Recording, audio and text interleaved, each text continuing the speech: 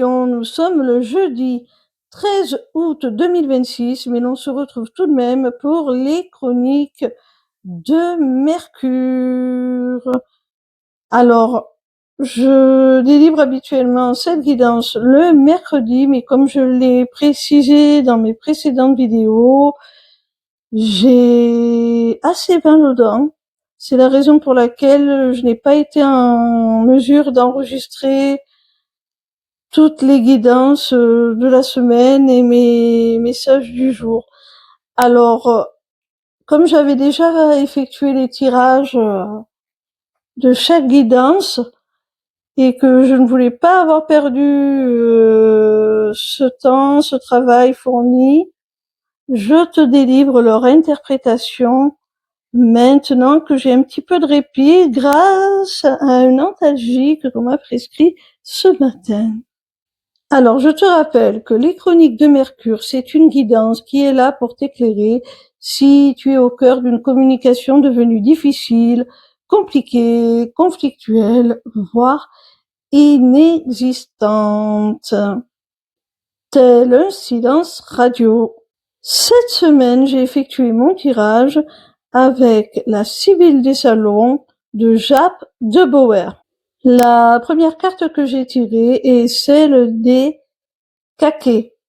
Alors, je pense que ce qui a mis la zizanie entre vous, ce qui a perturbé votre relation, votre communication, c'est certains ragots, c'est des médisances dans votre dos. Peut-être qu'on a mal parlé de vous à cette personne et cette personne a cru ce qu'elle a entendu, ce qu'on lui a rapporté. Et du coup, ça a mis la zizanie entre vous. Je pense sincèrement que c'était le but recherché. La seconde carte que j'ai tirée est celle de la visite. Alors bon, c'est très clair.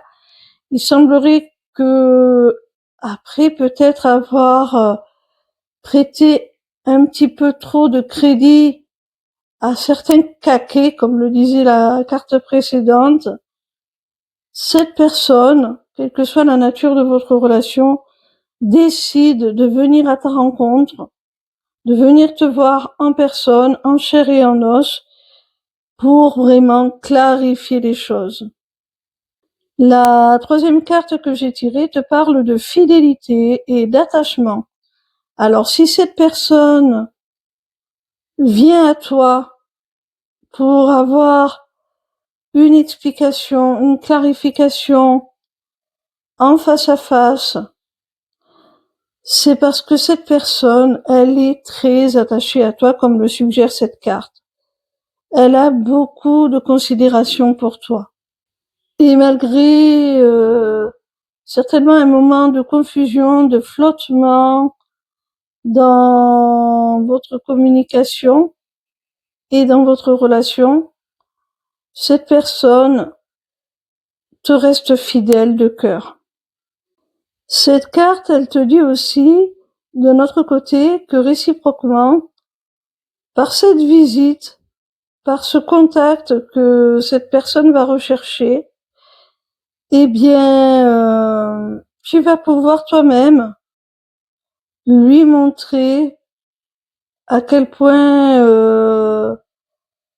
ce qui lui a été rapporté est faux et lui montrer que toi aussi tu lui es particulièrement, réciproquement attaché, dévoué, fidèle.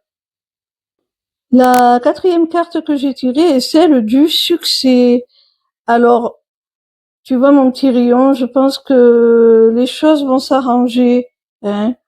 Je pense que d'un côté comme de l'autre, on a affaire à deux personnes intelligentes qui, même si à un moment donné, elles ont accordé un petit peu trop de crédit au bavardage, à ce que certaines personnes ont pu colporter, eh bien, restent malgré tout suffisamment intelligentes et pertinentes pour discerner le vrai du faux et surtout pour reconnaître la personne qu'elles ont en face, sa valeur, son authenticité.